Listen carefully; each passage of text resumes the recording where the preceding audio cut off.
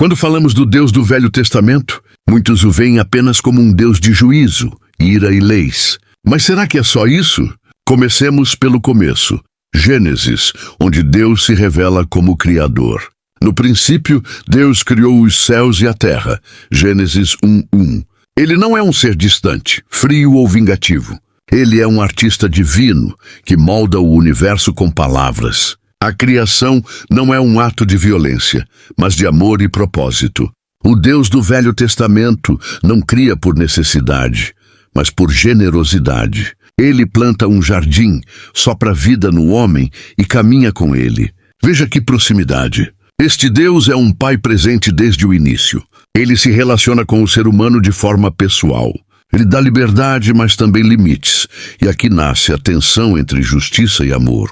O problema não está em Deus, mas na rebeldia do homem. Ainda assim, Deus não abandona a humanidade. Ele veste Adão e Eva, protege Caim mesmo após o assassinato de Abel, e salva Noé e sua família. Em cada ação, vemos um Deus que disciplina, mas preserva, que julga, mas sempre oferece um caminho de volta. Deus, no Velho Testamento, já aponta para sua misericórdia desde os primeiros capítulos da Bíblia. Ele não muda. Ele é o mesmo ontem, hoje e eternamente. Hebreus 13:8. O que muda é o nosso entendimento. Depois do dilúvio e da Torre de Babel, Deus escolhe um homem, Abrão, mais tarde chamado de Abraão. Ele não escolhe um império, uma multidão ou um exército. Ele escolhe um coração disposto a obedecer. Em Gênesis 12, ele diz: sai da tua terra, da tua parentela, e vai para a terra que te mostrarei. Aqui vemos algo profundo. O Deus do Velho Testamento é um Deus de alianças. Ele promete abençoar Abraão, fazer dele uma grande nação e, o mais incrível, abençoar todas as famílias da terra através dele. Este é um plano redentor desde o início. Deus não está apenas interessado em Israel. Ele está preparando um caminho para lhe abençoar todas as nações. Mas a aliança com Deus exige algo: fé e obediência. Abraão teve que sair da zona de conforto, crer no impossível e até estar disposto a entregar o filho da promessa. Isso não é crueldade, é uma lição espiritual. Deus quer o nosso coração por completo. E veja, mesmo quando Abraão falha, mentindo, duvidando, tomando decisões precipitadas, Deus permanece fiel à aliança. Ele corrige, sim, mas não abandona. O Deus do Velho Testamento é um Deus de compromisso. Ele se revela como El Shaddai, o Deus Todo-Poderoso, mas também como aquele que anda com o ser humano. Ele é poderoso e pessoal ao mesmo tempo. Essa aliança com Abraão é um prenúncio da aliança maior, em Cristo. Mas já aqui vemos o caráter de Deus. Ele não é um tirano, mas um pai comprometido com a redenção da humanidade. À medida que seguimos pela história bíblica, os descendentes de Abraão se tornam uma grande nação, mas uma nação oprimida, escravizada no Egito por séculos. Muitos, ao olharem para isso, podem perguntar: onde está Deus? Se ele fez promessas a Abraão, por que permitiu que seu povo fosse escravizado? Mas o livro de Êxodo responde com clareza. No capítulo 3, Deus se revela a Moisés e diz: vi atentamente a aflição do meu povo. Ouvi o seu clamor. Conheço os seus sofrimentos e desci para livrá-lo. Êxodo 3, 7 e 8. Essas palavras mudam tudo. O Deus do Velho Testamento vê. Ele não é indiferente à dor humana. Ele é compassivo. Ele se importa. E mais do que isso, ele o age. Não com pressa, não segundo a lógica humana, mas segundo o seu tempo perfeito. Moisés, que havia fugido do Egito por medo e vergonha, é chamado por esse Deus santo que se manifesta em uma sarça que queima, mas não se consome. Um símbolo claro de como Deus pode estar presente em meio ao fogo da opressão, sem ser destruído e sem permitir que seus planos sejam consumidos. Esse Deus se apresenta como eu sou o que sou. Ou seja, o Deus que é eterno, autossuficiente, imutável, sempre presente. Ele não depende de nada, mas escolhe se envolver com o ser humano. Ele desafia Faraó, o império mais poderoso da época, e liberta o povo com mão forte e sinais grandiosos. Sim, há pragas, há juízo, há morte, e isso assusta alguns leitores modernos. Mas precisamos lembrar: Faraó oprimiu, matou crianças, escravizou milhares.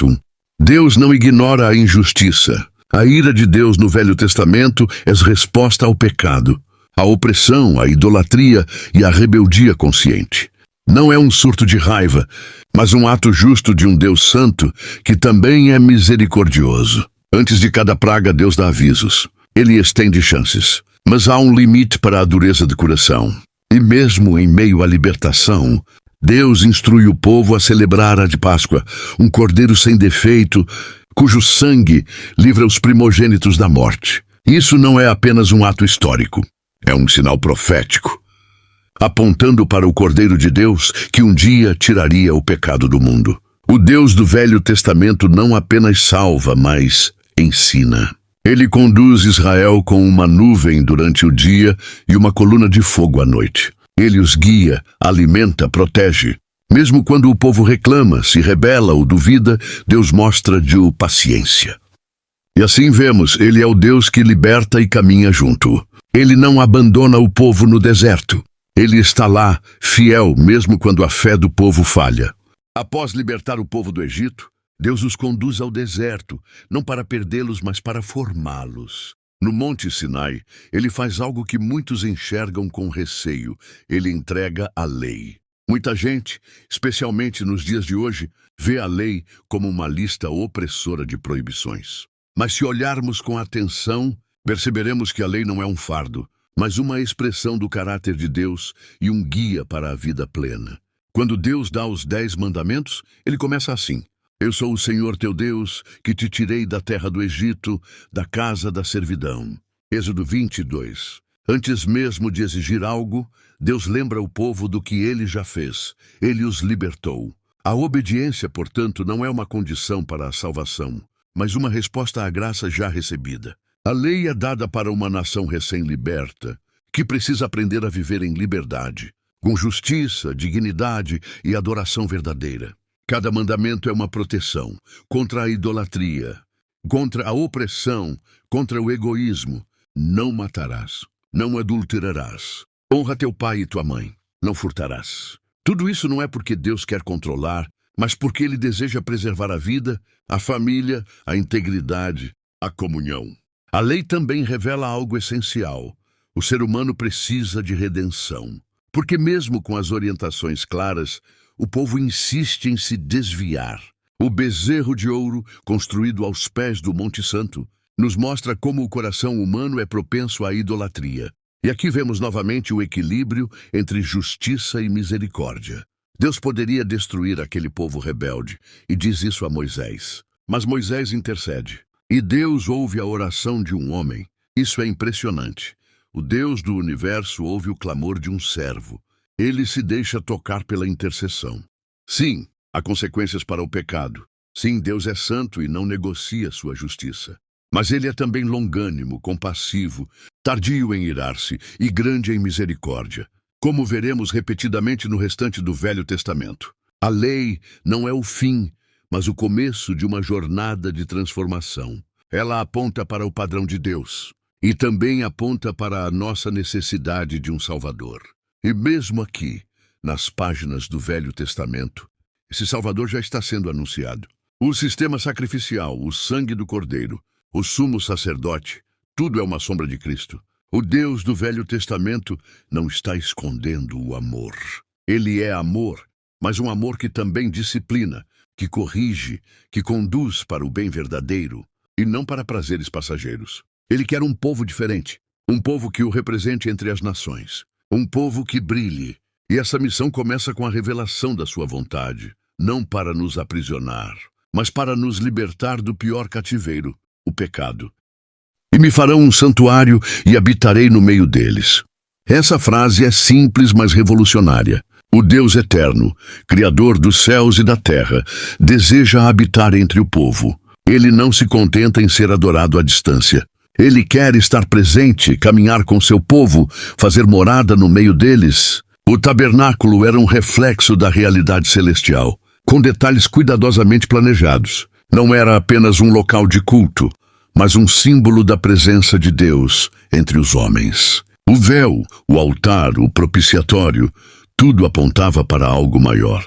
E mesmo nessa estrutura provisória, Deus revelava sua vontade, estar próximo, mas em santidade. A presença de Deus era visível, como nuvem de dia, fogo à noite. O povo via, sentia, sabia. Isso nos mostra que o Deus do Velho Testamento não é um Deus ausente, mas intensamente presente. Ele se manifesta, ele guia, ele corrige, ele alimenta, ele sustenta. Ele fala com Moisés face a face, como um homem fala com seu amigo. Êxodo 33:11. Mas, ao mesmo tempo, esse Deus exige reverência. O espaço do Santo dos Santos, por exemplo, só podia ser acessado uma vez ao ano, pelo sumo sacerdote e com sangue. Isso não era distância, era santidade. Deus estava ensinando que sua presença é maravilhosa, mas também santa, pura, separada do pecado. Essa tensão entre proximidade e reverência é um tema central no Velho Testamento. Deus quer estar perto, mas o pecado impede a comunhão plena. Por isso, o sistema sacrificial era necessário, para manter a relação viva, até que o sacrifício perfeito fosse oferecido.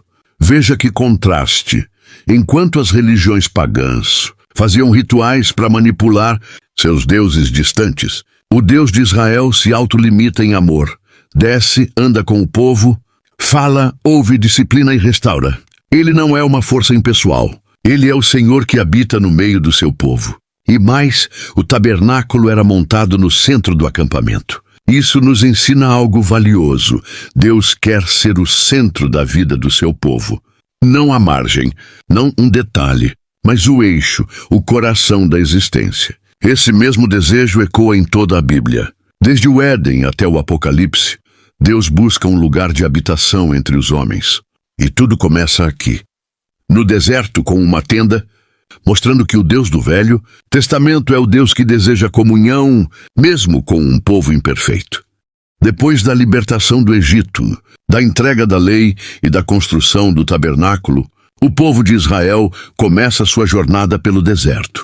E aqui encontramos uma das revelações mais desafiadoras e, ao mesmo tempo, mais preciosas sobre o Deus do Velho Testamento.